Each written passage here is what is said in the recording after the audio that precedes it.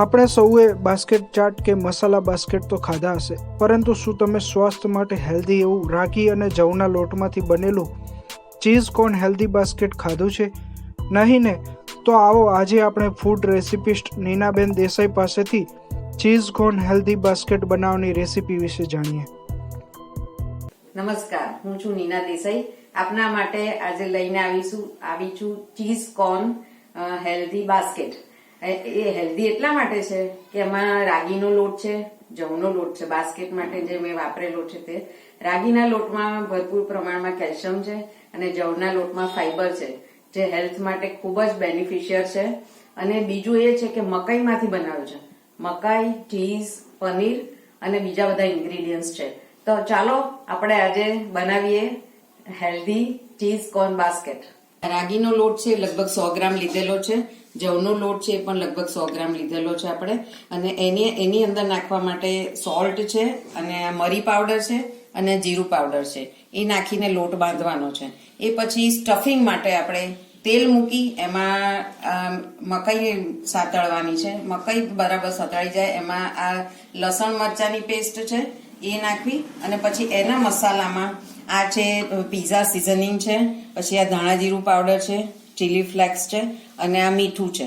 એ નાખી અને એમાં પછી ચીઝ ઉમેરવાનું છે અને પનીર ઉમેરવાનું છે. આ આપણા ઇન્ગ્રીડિયન્ટ્સ છે.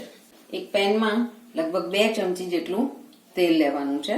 તેલ ગરમ થાય એટલે એમાં થોડી હિંગ નાખવાની છે.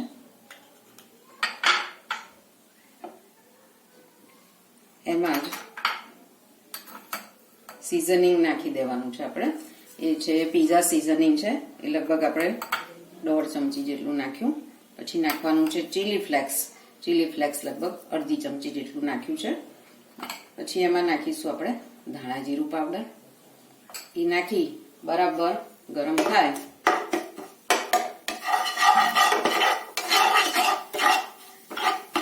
એટલે એમાં આપણે મકાઈ એડ કરીશું. એમાં આપણે થોડું મીઠું એડ કરી દઈશું. બ્લેક સોલ્ટ લીધેલું છે મેં.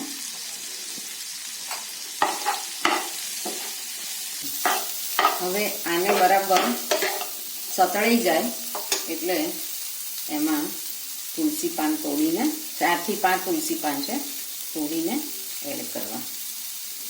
હવે એને ભાજી પાઉં બનાવવાના એનાથી પ્રેસ કરી અને એને ક્રશ કરી લેવાનું છે. જેટલું થાય એટલું કરવાનું, બાકી આખા રહેશે તો પણ વાંધો નથી. દાણા બાફેલા છે એટલે એકદમ કાચા નથી, એટલે એનો એમ પણ ટેસ્ટ સરસ જ આવશે. હવે એમાં પનીરના નાના પીસીસ કરેલા છે આપણે, એમાં આપણે જે મિશ્રણ બનાવ્યું મકાઈનું હેલ્ધી મિશ્રણ એમાં આપણે ઉમેર્યા. હવે એમાં એની સાથે જ આપણે આ ચીઝ છીણેલું છે લગભગ 2 ક્યુબ જેટલું છે, એ લગભગ આપણે એમાં ઉમેરીશું. આ રેસીપી એટલી બધી હેલ્ધી છે અને સાથે ટેસ્ટી પણ ખૂબ જ છે. તમને ખૂબ જ ખાવાની મજા આવશે અને તમે જે બહારના પીઝાને ખાતા હશો એ પણ ભૂલી જશો, એટલું સરસ લાગે છે. એમાં થોડી કોથમીર એડ કરવી. એમાં થોડી લસણ અને મરચાની પેસ્ટ એડ કરવી, લગભગ 1/2 ચમચી જેટલી, અને એને બરાબર મિક્સ કરી લેવું. આપણે 1 વાડકો રાગીનો લોટ લીધો છે, 1 વાડકો લીધો છે આપણે જવનો લોટ. એની અંદર આપણે એડ કરીશું મીઠું. એની અંદર શેકેલા જીરાનો પાવડર આપણે એડ કરીશું અને એની અંદર આપણે મરી પાવડર એડ કરીશું, જેથી અંદર તીખાશ અને જીરાની ફ્લેવર ખૂબ સારી રીતે આવી જાય. હવે એને આપણે પાણી નાખી અને લોટ બાંધી લઈશું.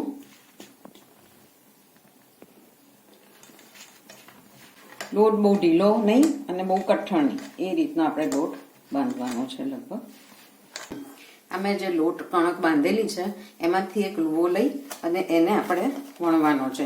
એને શેપની ચિંતા કરવાની નથી, કારણ કે આપણે એની બાસ્કેટ તૈયાર કરવાની છે. એટલે આવો એક પુલ્લો લઈ અને આવી રીતે પૂરી વણી અને એને આપણે આ ગ્રીસ કરેલી જે બાસ્કેટ છે એની અંદર આ મોલ્ડમાં આપણે સેટ કરવાની છે. અને આ જે આપણે તૈયાર કરેલી બાસ્કેટ છે રાગીના જવની, એની અંદર આપણે આવી રીતે સ્ટફિંગ મૂકીશું.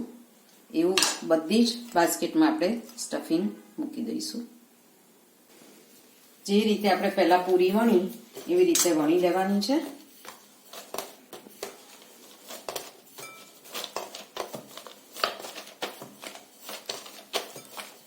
અને એને આપણે આ જે બાસ્કેટ ફિલ કરી છે એની ઉપર આ રીતે પ્લેસ કરી દેવાની છે.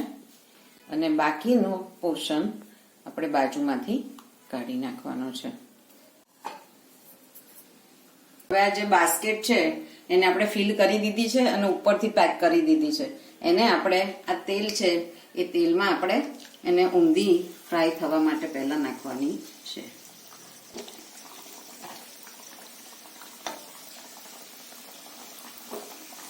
થોડી વાર એને ટર્ન કરી દેવાની જેથી બંને બાજુથી તળાય.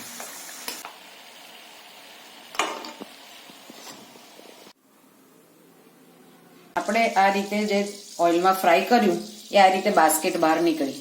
એ સહેજ ઠરશે ને એટલે એની મેળે બહાર બાસ્કેટ આવી રીતે આવી જશે. આપણી આ healthy cheese corn basket ready છે અને એને એકદમ ક્રિસ્પી બની છે. અને એની આપણે આ જે ચટણીઓ તૈયાર કરી છે, સવા પાલકની ચટણી છે, કોઠાની ચટણી છે અને ખજૂર આંબોળિયાની ચટણી છે, એનો ટેસ્ટ વધારવા માટે આપણે આ 3 ચટણીઓ સાથે એનો મજા માણીએ એની.